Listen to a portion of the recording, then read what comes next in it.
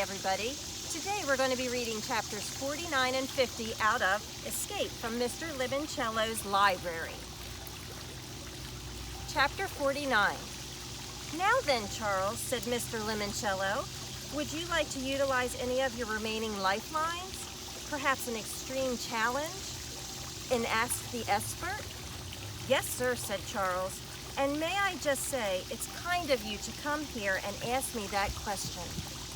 Well, it's cloudy with a chance of meatballs, and I had nothing better to do. Pardon? Nothing. Just a brief flight of fancy, my mind sailing off past the phantom toll booth. So which lifeline would you like to use? May I ask an expert, sir? Fine. See Mrs. Tobin at the main desk. I must go to my office to monitor Kyle's extreme challenge. What's he doing?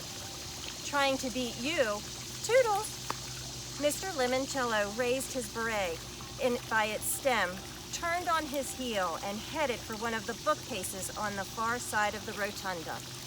Charles watched him tilt back the head on a bus and press a red button in the middle of what would have been the man's neck. A door-sized section of the bookcase swung open. Mr. Lemoncello stepped into the darkness. The bookcase swung shut. Charles hurried to the librarian's desk at the center of the rotunda reading room. Mrs. Tobin? He clapped his hands. Mrs. Tobin? Chop, chop. I'm in a bit of a rush. The doors upstairs will be open in 13 minutes. Mrs. Tobin. The holographic librarian finally appeared. Good morning, Charles. How may I help you? I need to use my Ask an Expert. Very well. Whom do you wish to consult with? Someone who knows his way around a library. If that is all you require, Charles, perhaps I can be of assistance. I need to talk to my Uncle Jimmy. Your Uncle Jimmy? Could you please be more specific? Yes, of course. James F. Willoughby III. The James F. Willoughby III? Yes, ma'am. The head librarian of the Library of Congress in Washington, D.C. is your uncle? That's right. If my mother's brother, Uncle Jimmy, the top librarian in all of America, can't help me find the one book I'm looking for, nobody can. Chapter 50. The memory box is down in the stacks, Haley told Kyle. So he raced down to the basement. The very long, very wide cellar was just as he remembered it, filled with tidy rows of floor-to-ceiling shelving units. Kyle looked up to the closest security camera. Where to next? I hid it way over on the far side, said Haley through the ceiling speakers. On a shelf near that horrible book sorting machine. Kyle hurried up at the center aisle. Suddenly, a heavy metal bookcase thundered in from the right, sliding like it was on roller skates. Watch it, shouted Haley. The bookcase skidded to a screeching halt, blocking Kyle's path forward. Go left, suggested Miguel. The whole team was watching and cheering him on. Kyle went left, and another steel shelving unit shuffled in front of the side. Jump back, shouted Akimi. The shelf slammed to a stop 2 inches in front of Kyle's feet. Kyle, you okay? Yeah, this is like the hedge maze in Tri-Wizard Tournament, said Sierra. Huh? Harry Potter, Book 4, Goblet of Fire. Right, need to read that one too. Kyle, of course, realized he had just discovered the most extreme part of the extreme challenge. Each one of the sliding to floor ceiling bookcases was loaded down with heavy cardboard cartons, books, or metal storage bins. They probably weighed several tons each. If Kyle was in the wrong place when a shelving unit came shooting from the side, he'd be flattened like a pancake under a steamroller. Warning, announced the official sounding lady in the ceiling. You have 12 minutes to complete this challenge. He had to keep going. Like Mr. Lemoncello said, there was no turning back now. Unless, of course, he wanted to go home a loser. Ha! Never. Kyle jogged up an alleyway between two walls of bookshelves.